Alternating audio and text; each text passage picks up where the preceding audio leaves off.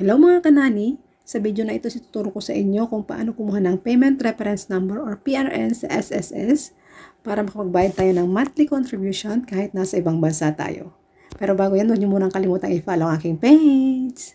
Okay, paano nga ba kumuha ng PRN o Payment Reference Number online? So, gagawin niyo is mag-login kayo sa member.sss.gov.ph and then, pag nandito na kayo, sa taas, click nyo yung tatlong guhit or yung menu. Click natin. Then, click ang Payment Reference Number. And then, click ang Contributions. So, ayan. Nandito na tayo. Click natin sa baba. Ito. Sabi niya, Generate Payment Reference Number to review the payment information. So, ayan. So, dito sa member, click natin yan. So, pipiliin nyo kung voluntary or FW. So, piliin natin yung voluntary. And then, sa next is, piliin natin ang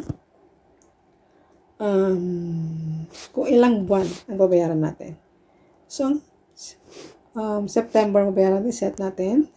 And then, kung isang buwan lang yung babayaran nyo, is September din dito sa application, applicable. And then, click natin tong contribution, select kung magkano yung gusto nyo bayaran ngayong buwan. So, piliin natin yung 1,050 muna.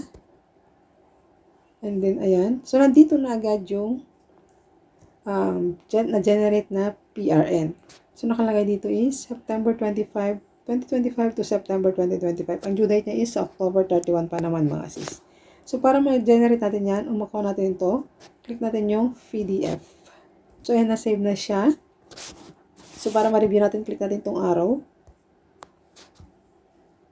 So, ito na yung PRN generated. Review the details below for payment. So, ayan. Ito na yung kanyang na-generate na PRN. Nandito na ito. Ito na yung generated na PRN natin is P12,500,394. Basta yan. Yan yung na-generate natin na PRN number. So, ito yung pinaka-details niya. Ayan. So, click mo dyan.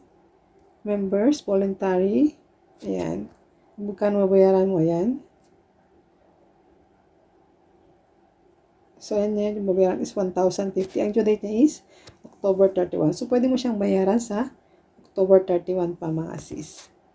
So, ganun lang kadali mag-generate ng new PRN sa online mga sis. So, I hope meron kayong tutunan sa ating video for today. Huwag niyo pong kalimutan i-like ang video na ito. Pakiclick ang subscribe button. Pati na rin ang notification bell para update kayo sa mga susunod ko pang videos.